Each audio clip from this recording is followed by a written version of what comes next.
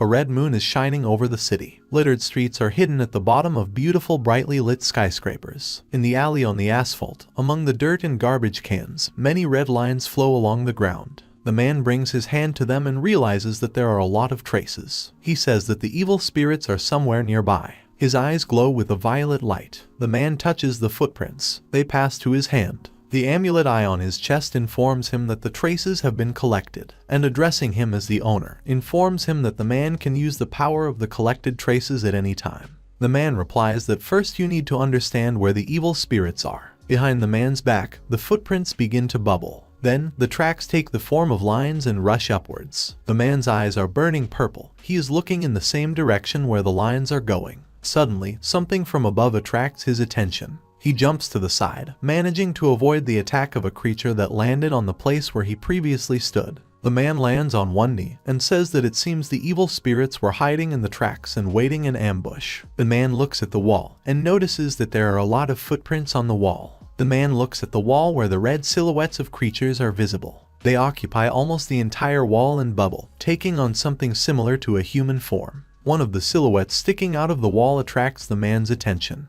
He happily announces that he has found her. Red silhouettes rush at the man, knocking him down. The man grabs one of them by the head and says that she cannot escape. The man throws the creature aside. By the external features of the creature, the man understands that it is a girl. He says it's dangerous. It turns out to be a girl. A red-colored creature with no arms, but with 3 glowing eyes, looks at a man. The creature has long legs, pointed at the end. The man says that such legs are all looming in front of his face, which made him embarrassed. Such words make the creature angry. The amulet eye on the man's chest tells him that there is no need to provoke evil spirits. They are more dangerous when irritated. Chang replies that he did not provoke, but made a sincere compliment. The creature rushes at him, raising its leg to attack. The amulet eye informs the man that evil spirits consider him an enemy, so it immediately releases the power of accumulated traces. The amulet eye begins to glow and exude energy. He begins to pulsate on the man's chest. Purple energy beats out of him, which envelops the guy. The guy's hand glows with a purple light and changes. Instead of the man's right hand, tentacles appear. His eyes light up with a purple light. He uses binding bonds against the creature to which the tentacles are rushing. They tie the creature by the legs. It is surprised by such an attack. The man says in surprise that this is the power of accumulated traces. He looks at his modified hand in shock. The man continues to say that he hopes that what he did will not be considered harassment. The amulet eye tells him that it is worth putting such thoughts out of his head. The creature breaks out of its bonds, tearing the tentacles that bound the legs. The guy is shocked. Pieces of his tentacles fly around him. The evil spirits jump, raising their foot and preparing to attack him. The man jumps aside. He is outraged and asks the creature if it is still trying to resist. The man, using tentacles, again uses binding bonds against the monster. Purple tentacles completely binds the evil spirits, wrapping her entire body. The man says that he likes that she stubbornly resists, but he says out loud that he hopes he doesn't look like a complete scoundrel. The amulet eye asks him not to think about such things. The creature is trying to break out of its bonds. Her belly starts to glow red. Something toothy comes out of it. This is a huge tentacle with a mouth that attacks the stricken man.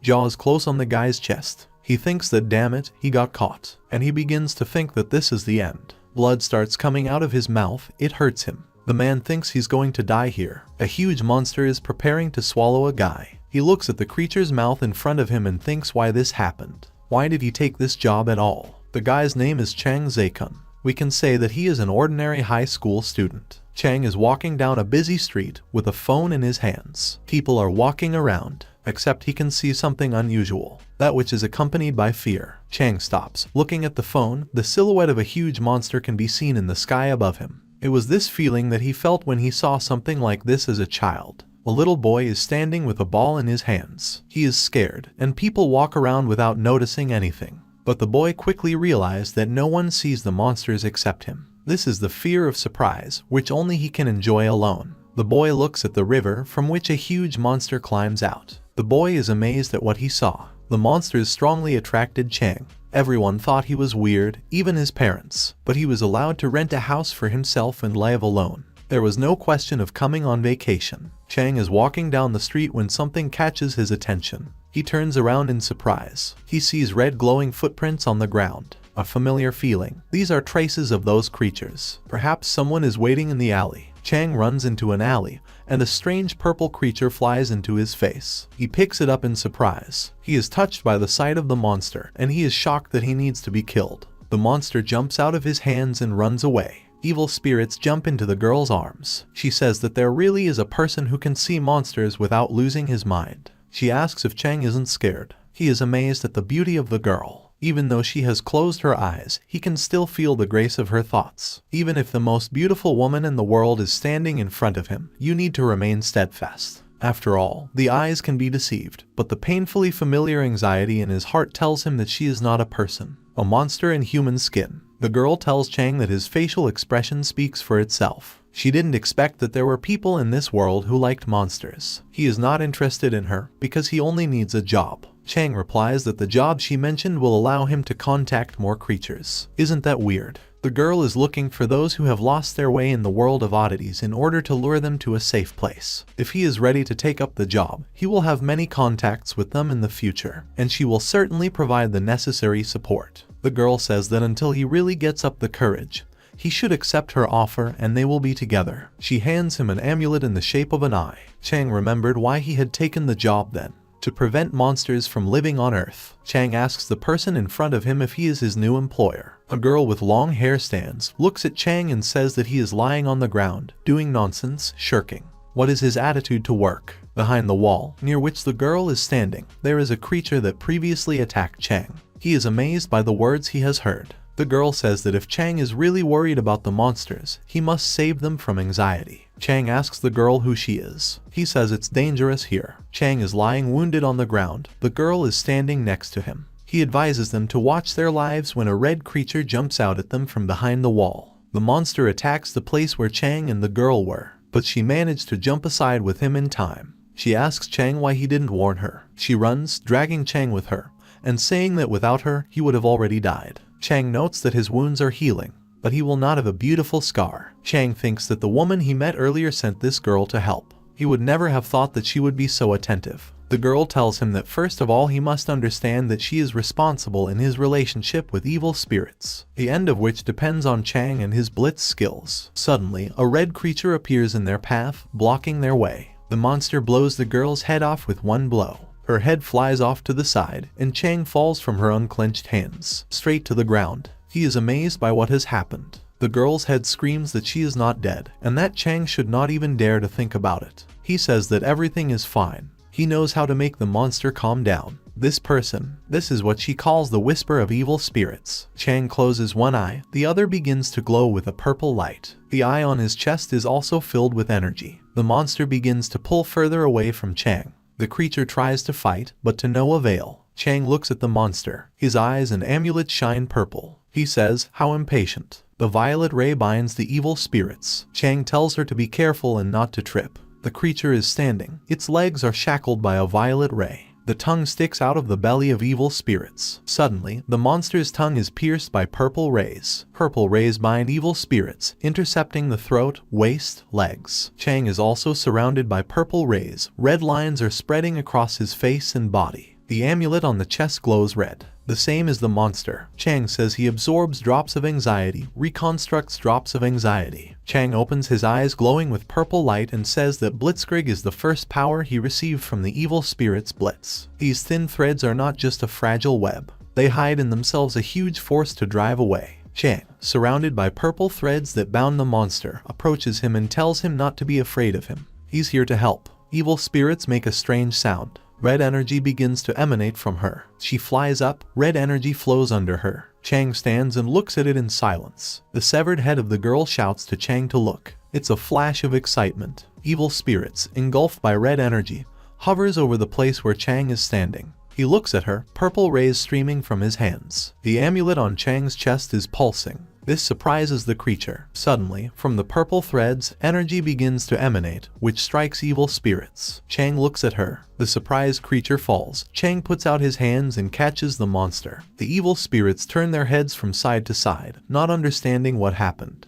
Chang says what a pity. He takes the monster by the leg and says that her legs are all scarred. Before they met, he found a space where the earth and walls were shrouded in anxiety. Stepping on the piercing rubble, it's like turning into a barefoot figure, staining the ground with blood. Chang remembers a space painted in black and red, a white mountain towering in front of him and a creature standing at the very peak. Maybe others are blind and can't see, but he did. Chang remembers falling from a monster attack. He turns to the evil spirits and says that if he had not been attracted by her behavior, he would not have noticed this particular part of her. Chang continues to say that no one can feel the discomfort of evil spirits in this world and no one can understand her pain. And these bleeding wounds, they will never be able to heal. But it doesn't matter anymore. Chang narrows his eyes, looking at the monster. He invites the creature to return home. He will surely heal these wounds on his legs. The evil spirits are deeply impressed by his words and sentence. The wounded girl puts her head back in place and screams, asking what this unity means in general. She points at Chang with her finger and shouts that why should his human give up Blitz power? If the evil spirits shoot fire, then he will die in a matter of seconds. And in general, Chang holds the creature as if it were his beloved.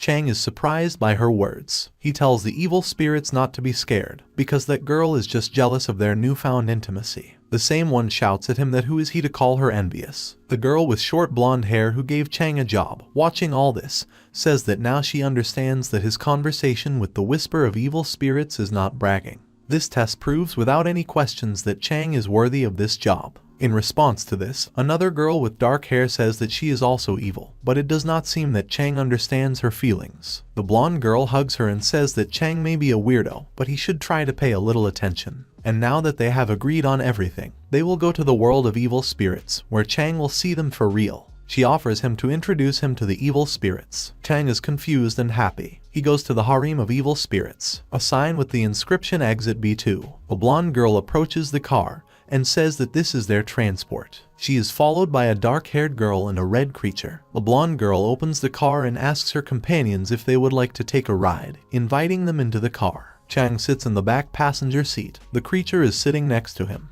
He says it's hard for him to imagine this girl driving. The dark-haired girl answers him that they are learning pretty fast. She clutches the key in her hands and inserts it into the ignition. The car starts. A vortex of purple energy appears under it. Chang realizes that the girl doesn't really know how to drive. The car begins to fall into a whirlpool of energy. Chang understands that this car is not simple. She disappears into the energy, and the whirlpool tightens. The car turns into a ship with a tail that flies in a whirlwind of multicolored energy. Chang understands that this means moves by itself. They are all sitting and looking at the energy around, along which the ship is moving. Chang does not understand what kind of evil style travel is. Every cell of his body shudders when the car floats or soars. The ship bursts out of energy into dark space. He lands on a purple glowing circle. A blonde girl gets out of it and informs them that they are in place. Chang, not ready for this, flies out of the ship. He falls to the ground, losing his balance, and he is amazed at what he saw. Before him is a world of evil spirits. Chang sees strange buildings and strange creatures that don't look like each other and people. He is ecstatic and amazed. The blonde girl offers them, following all human customs, to find a place to talk. They go to the institution. At the entrance, a waitress girl is half human, half a creature similar to a caterpillar with a tail. A monster bartender with many hands distributes drinks to visitors. One of the guests asks the waiter for another glass. He gives away one flamenco cocktail for a charming client B33T.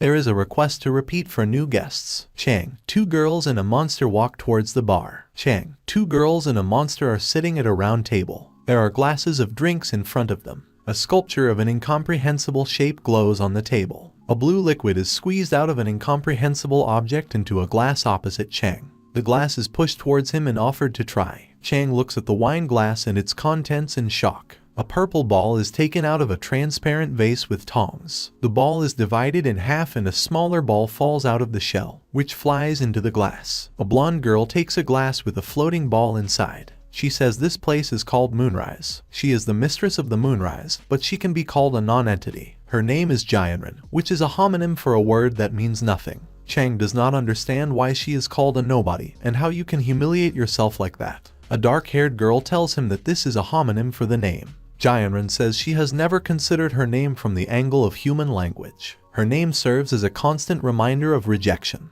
Chang asks what she's talking about. Jianren says that almost all the local evil spirits are aliens for another world. For them, they are exiles from another world, and they were strangers to the old world. She remembers how the inhabitants of those worlds reacted to them. As strange and frightening as they are, one blunder could harm everyone around. They don't fit into any group. They are a disaster and misfortune for everyone. In her memory, people killed the monster they met. Instead of calling Moonrise their home, it's worth calling it their prison. Jianren tells Chang that she would like to instruct him to find a place for the permanent residence of evil spirits, so they can live peacefully at the Moonrise. Chang is amazed by her request. Jianren continues that it is for their safety as well as the safety of the whole world. Chang replies that this is nothing for him, provided that he is not prevented from getting closer to evil spirits. The red creature is sitting next to him, clinging to him. Jianren says that he is so determined to accept it that she is even embarrassed. No matter how much she admired his talents, but this child will now be with him just in case. She points her hand at the dark-haired girl. She introduces herself as Guan Shu, a born evil. Lady Jianren also asked her to help with the management. But even so, she still can't recognize Chang. She asks if it's true that he claims to be well-versed in evil spirits, and invites him to try to understand what her abilities are. Chang tells her that she reminds him of human women with her harmfulness. This is a strange feature for evil spirits. Gon Sha replies to him that he can get angry on behalf of all women and nail him. Chang takes her by the face and says he would rather not be defeated. Therefore, he will act first. Chang lifts Guan's head with both hands, separating it from the body. He stands and holds her head in his hands. Guan asks him if he thinks he can grab her head and threaten her. Chang is amazed. He kisses Guan. Jianren calmly drinks a cocktail. The red creature is in shock. Chang says he thought so. These are really strange and inhuman feelings. Guan asks if that's how they show their guesses. Chang says that if she is the evil spirits of these places, then she is just a delightful head, described in fairy tales as Liaoxia. Just a hand and a head, without a body in sight. Only walls without the need for a battle. Chang imagines such a creature. He says that Guan's body looks like a prosthetic, which she uses to impersonate a person,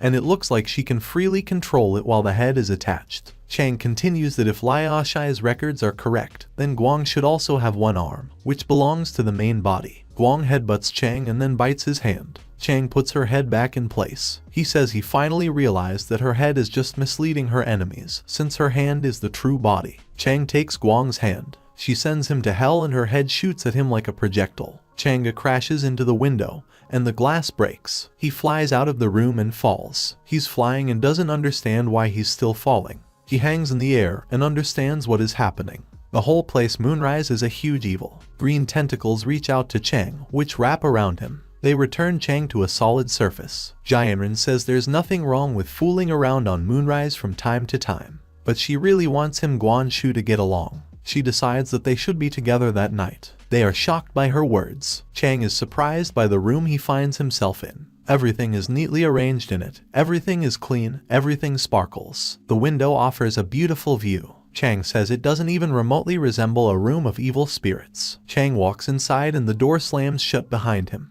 He freezes in surprise. The lock clicks on the door and it locks. Guan turns to him and attacks. She strikes right in front of the face of the stricken Chang, and with her hand breaks through the wall near his head. She says it's not the time for games. Chang feels that he is accumulating anxiety and that he needs to be more careful. He uses his powers, and purple tentacles appear near his hand, which entangle Guan's body. Then, obeying Chang's will, they slam Guan into the wall. Chang exhales, rejoicing at the victory. Guan is pinned to the wall and can't move. The tentacles are filled with energy. Guan begins to absorb anxiety. Chang speculates that this counterattack could have worked if not for the difference in strength with Guan. From high to low, the rating of evil spirits is based on the horror class, the danger class, the death class, and the bloodshed class. He imagines monsters of various classes. After the owner entered into a symbiosis with him, he became the junior leader of the evil spirits and could cope with the bloodshed on his own. Guan was responsible only for support and communication. But once she succumbs to her own will, the real level of evil spirits reaches deadly. The head and the left arm are separated from Guan's body. They take off over the body. She reports that she has absorbed. Her body sinks to the floor. Her arm and head are stuck to the wall. Chang notices that the head has come off the body and remains in the wall of the room. He understands that given Guan's strength, an attack should be expected from either side. Chang looks around the room. Tentacles hover near his hand, ready to attack. He hears the sound of some movement. He is abruptly pushed by the table in the back. Chang falls face down on the carpet. Guan reports that his conclusions were correct. It can pass through walls and manipulate inert materials to which it is attached. Chang is surprised. Guan's head hovered on the ceiling, and around, surrounded by energy, pieces of furniture and toys float in the air. Chang watches all this in shock. At the same time, a hand grabs his neck. Guan's body lands on top of him. She informs him that this is a welcoming ceremony for evil spirits, finding out the state through force. Chang is amazed, as he has never seen such a thing. She informs him that they are controlling evil spirits. Total victory is a truth that is known to all evil spirits. Guang reports that Chang may have received approval from Lady Jianren, but she chooses the complete absence of any verification. Chang is amazed. He says Blitzkrieg. A tentacle protrudes from his mouth and rushes to Guan's face. He hits Guang on the head. Chang informs her that she didn't think he would let her try all these conquering tricks on him. Guang appreciates Chang's attack.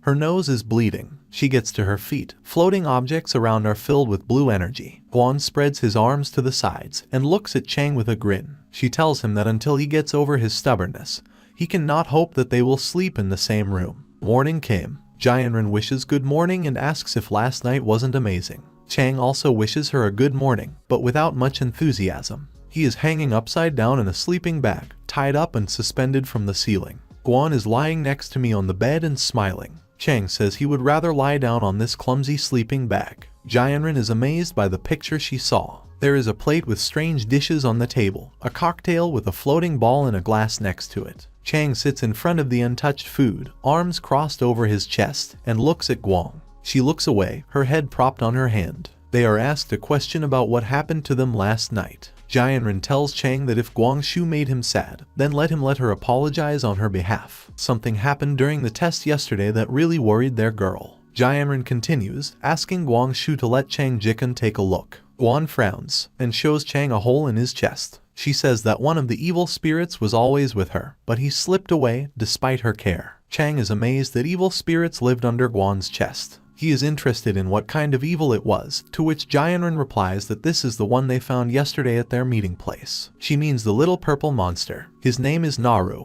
He's a particularly curious scum. Jianren says she didn't think she needed to keep an eye on him, so she just left him in Guangxu's arms. She just didn't expect this. Jianren asks if Chang is willing to help her fix her mistake. Chang says that of course he is ready. After all, this is the job he agreed to. He asks permission to touch Guan's hands as soon as they finish the job. She is not happy with this request, but Jianren agrees. Chang says that before you act, you need to know where Naru lived. If you find out about it, then there will be a chance to get on his trail. Guan tells Chang that there is no problem, but asks him to do everything quickly. Chang puts his hand into the hole in Guan's body where Naru lived. He is amazed that her artificial body is so realistic and soft. She is pleased with such words, and she asks if Chang doubted her handiwork. Chang mentally touches the tentacle with his hand. He begins to feel something. Chang feels and sees the tracks. He understands that it is Naru. He sees a glowing red ball. Even for evil spirits, Naru is very unusual. Chang and Guang are sitting at the table and pointedly do not look at each other. Guangxu is unhappy and confused about something. She crosses her arms over her chest and asks Chang that, according to the rules of human etiquette, she should apologize to him. He turns to her in surprise, but Guan still doesn't look at him. Chang is silent and continues to look at her, and she turns to him questioningly. Guan takes Chang by the t-shirt on his chest and starts shouting that shouldn't he tell her now it's okay or don't worry.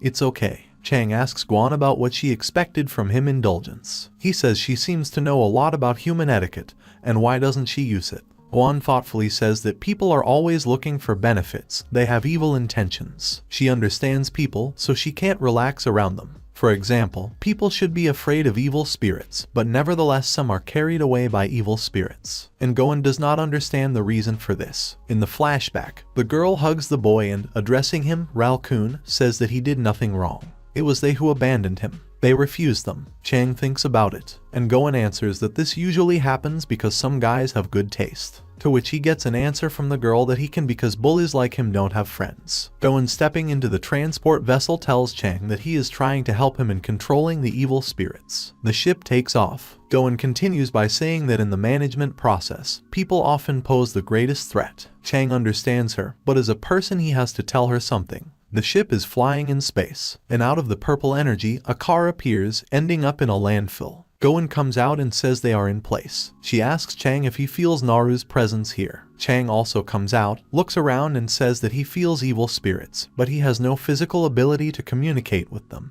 However, it knows everything. We are talking about the red eye that appeared over Chang. Goen looks up and asks what he's talking about. She obviously can't see anything. Chang tells her to just follow him. He thinks that this giant eye appeared after he encountered his aura in Naru's nest. Since then, Naru is interested in nature. He usually just goes wherever his eyes look. Chang runs when he hears a cry asking for rescue. He and Goen stop. They see a girl with brown hair who is sitting pressed against the wall. She shuts herself off from the little purple creature. Goen joyfully runs past her shouting, "Naru." She asks him to wait, see it's her. But Naru runs away, hiding behind a bend and leaving a confused Goen. She is amazed that Naru has disappeared into thin air. Chang sees the giant red eye again and thinks that seeing the shift in the viewing angle, one might think that this is the ability to evade Naru. No wonder Guan Nush can't control it. However, it is not necessary to talk about this person as well. He turns to the girl. She shouts to him if he saw and noticed what she saw too. The girl says that this monster actually came for her betel nuts. She shows an open package of nuts. In India and Southeast Asian countries, betel leaves are traditionally used as a tonic. They are chewed together with slaked lime and pieces of katechu palm seeds. Chang is thinking about betel nuts. The girl says that this is spiritual sustenance, which she cannot find time to enjoy in any way. She turns away from Chang, clutching the package in her hands. He asks her to calm down, saying that he does not need nuts. Chang thinks about the fact that Jianren said that Naru is attracted to various new things. Naru was interested in trying nuts. The girl tells Chang that she would never have thought that she would meet such a terrible monster. She asks if Chang thinks he's terrible, to which he replies that he didn't notice anything terrible. She is surprised by his words. She apologizes for her crazy talk. She went so far and thought that she had met someone who did not consider her evil. Chang is surprised. He remembers how people pointed at him and shouted that he was a freak,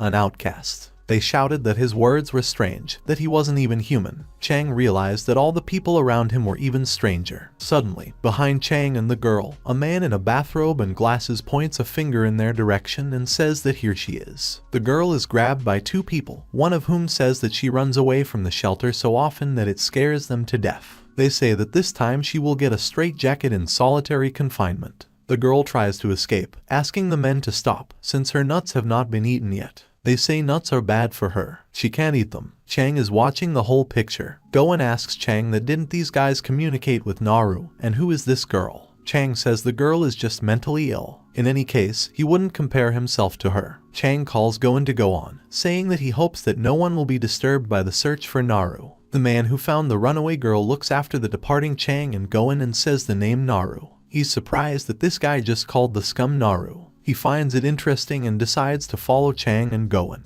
Maybe they can just sit back and just harvest. Naru rides along the road, followed by Chang and Goen. They stop when they see Naru jumping into a remote street with eateries. Goen suggests that maybe Naru has recently developed an interest in human food. Naru turns out to be female. Chang says that fortunately it's not time for lunch yet, so they can take the initiative to get Naru out of there. In response, Goen asks what kind of food Chang will lure her out of there. A busy street with eateries and various establishments. Chang tells Goen to just go first and talk to the vendors. Goen turns to Chang in surprise and asks what is wrong with him. He's like a savage who goes shopping for the first time in a year. Chang tells her that if he knows how to get along with evil spirits, it does not mean that he gets along well with people. He continues that everyone has their pros and cons, and his plan is simply called working with his strengths. Goen says that it is not necessary to speak so convincingly, clinging to someone, because Chang squeezes her shoulder. She says that in this case she will go first. Her prosthetic human body is just right for situations where she encounters people. She has always done well with them, and now she will show Chang her skills. She addresses the boss to the masked salesman. Goen asks for a portion of fried chicken. The seller considers Goen a polite girl.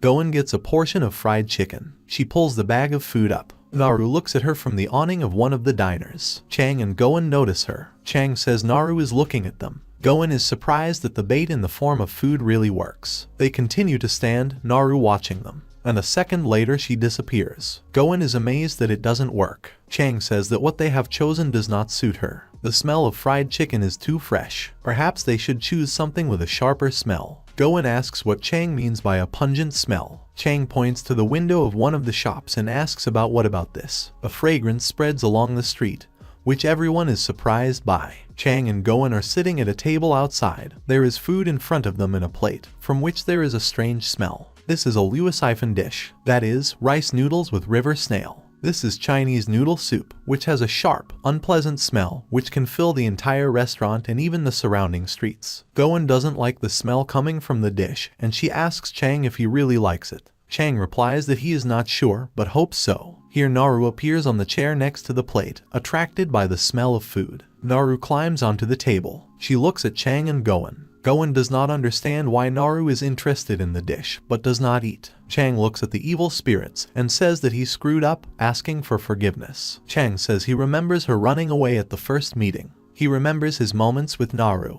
Chang continues that there is nothing more exciting, or frustrating, or even dangerous. All because Naru saw someone who felt a strong infatuation with her, which led her into madness. Chang honestly says that when people are full, they are relaxed. So Naru goes where the food smells. He thinks Naru is looking for a relaxed atmosphere. Chang addresses Goen as a center. She replies that she is embarrassed to hear such an appeal. Chang puts gloves on her hands and says that her job is to figure out evil spirits among the crowd. Maybe they haven't known each other for a long time, but he understands how difficult it is for her. Chang hands Goen a piece of chicken and says that in that case, why not relax today and eat human food? Goen is confused and asks Chang why he is doing this. Chang replies that he knows what he's doing. He asks for help to change this tense atmosphere. Goen is amazed. She eats a piece of chicken held out by Chang. He is interested in whether this food is delicious. Goen, chewing, replies that it is better than luosiphon. People around are watching Chang and Goen,